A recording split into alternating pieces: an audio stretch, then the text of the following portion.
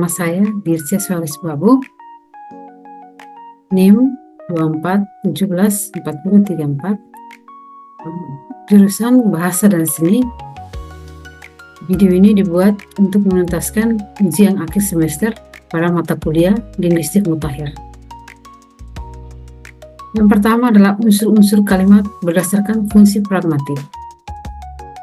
Pragmatik merupakan cabang ilmu bahasa yang mempelajari hubungan antara bahasa dan konteks penggunaannya. Dalam kajian ini, unsur kalimat tidak hanya dilihat dari segi sintaksis dan morfologi, tetapi juga dari segi fungsinya dalam komunikasi. Unsur-unsur kalimat yang dipelajari dalam konteks pragmatik meliputi subjek, predikat, objek, dan keterangan yang masing-masing memiliki peran penting dalam menyampaikan makna dan tujuan komunikasi.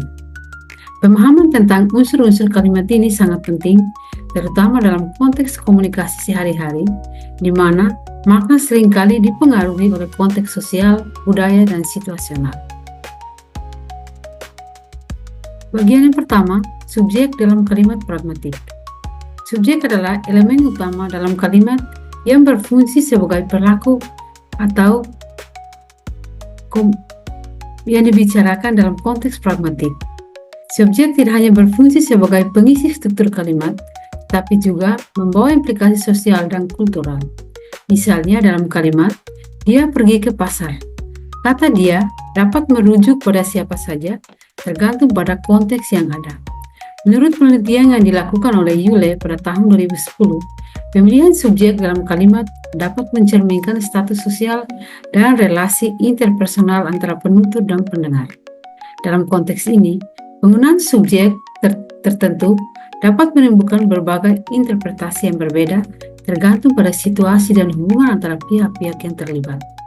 Sebuah studi oleh Holmes pada tahun 2013 menunjukkan bahwa dalam komunikasi antar budaya, pemilihan subjek dapat mempengaruhi persepsi pendengar terhadap penutur.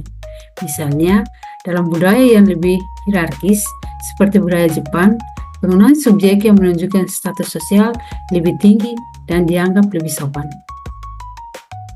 Contoh lain yang relevan adalah penggunaan subjek dalam kalimat perintah. Dalam kalimat misalnya, tolong ambilkan buku itu.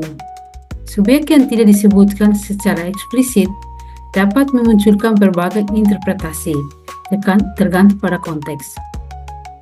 Dalam konteks formal, subjek mungkin dianggap sebagai orang yang lebih tinggi statusnya, sedangkan dalam konteks informal, subjek bisa jadi teman sebaya. Penelitian oleh Brown dan Levinson pada tahun 1987 menunjukkan bahwa dalam situasi yang berbeda, cara penutur memilih subjek dapat menciptakan nuansa yang berbeda dalam berkomunikasi. Selain itu, dalam analisis pragmatik, subjek juga dapat berfungsi untuk menegaskan identitas penutur. Misalnya dalam kalimat, saya akan bertanggung jawab. Penekanan pada subjek saya menunjukkan komitmen dan tanggung jawab penutur terhadap situasi tertentu. Bagian yang kedua, bagian B, predikat dalam kalimat pragmatik. Predikat merupakan unsur kalimat yang menjelaskan apa yang dilakukan oleh subjek. Dalam konteks pragmatik, predikat tidak hanya berfungsi untuk menyampaikan informasi, tetapi juga untuk mengungkapkan niat dan sikap penutur. Misalnya dalam kalimat, dia belajar dengan giat.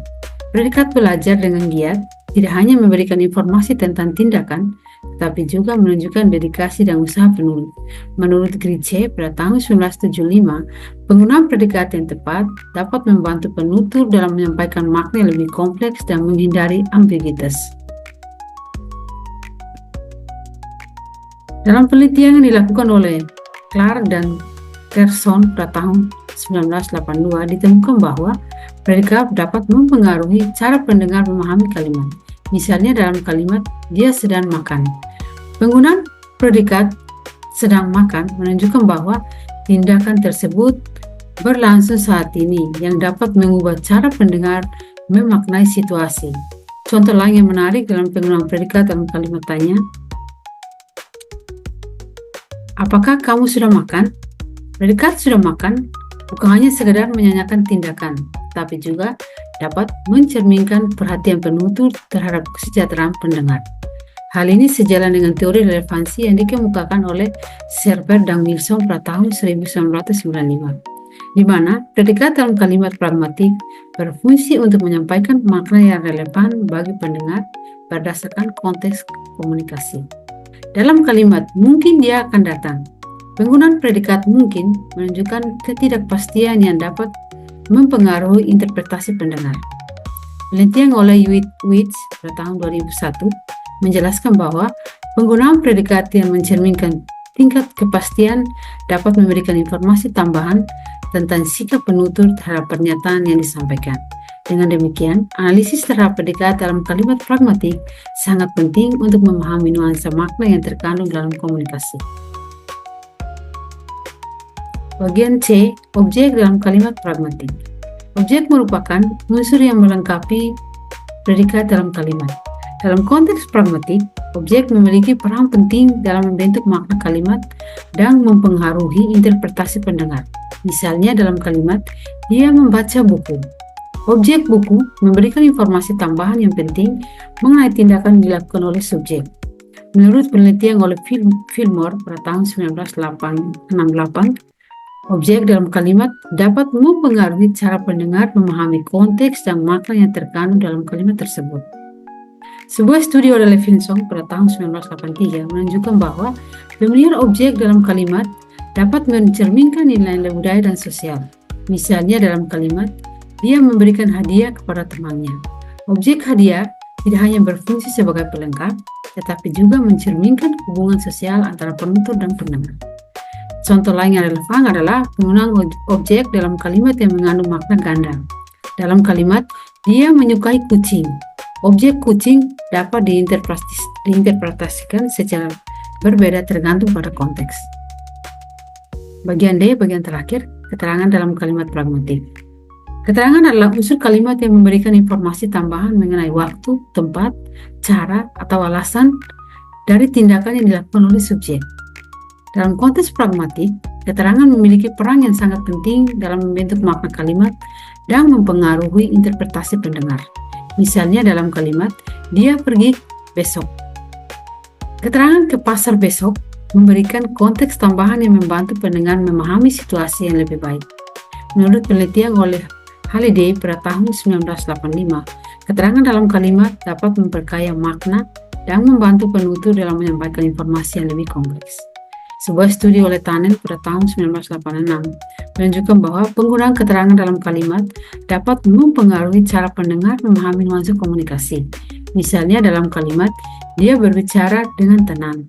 Keterangan dengan tenang tidak hanya menjelaskan cara berbicara, tetapi juga mencerminkan sikap atau emosi penutur. Contoh lain yang menarik adalah penggunaan keterangan dalam kalimat yang mengandung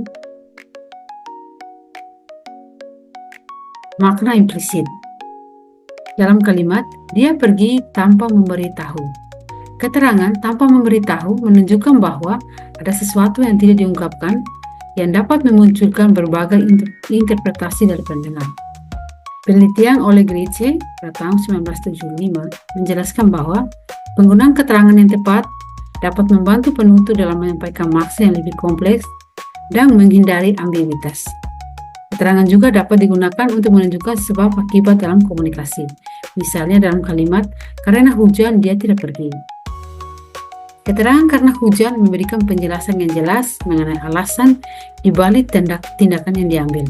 Penelitian oleh Witz tahun 2001 menunjukkan bahwa keterangan yang mencerminkan hubungan sebab akibat dapat memberikan informasi tambahan penting bagi pendengar untuk memahami komunikasi. Yang terakhir adalah kesimpulan.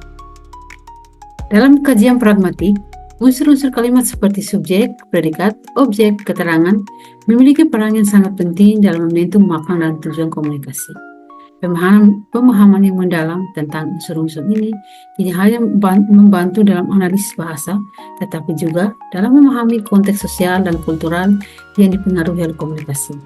Dengan demikian, kajian pragmatik dapat memberikan wawasan yang lebih luas tentang bagaimana berbahasa berfungsi dalam kehidupan sehari-hari dan bagaimana makna dipengaruhi oleh berbagai faktor. Penelitian lebih lanjut dalam bidang ini diharapkan dapat memberikan kontribusi yang signifikan dalam pengembangan ilmu bahasa dan komunikasi. Sekian dan terima kasih.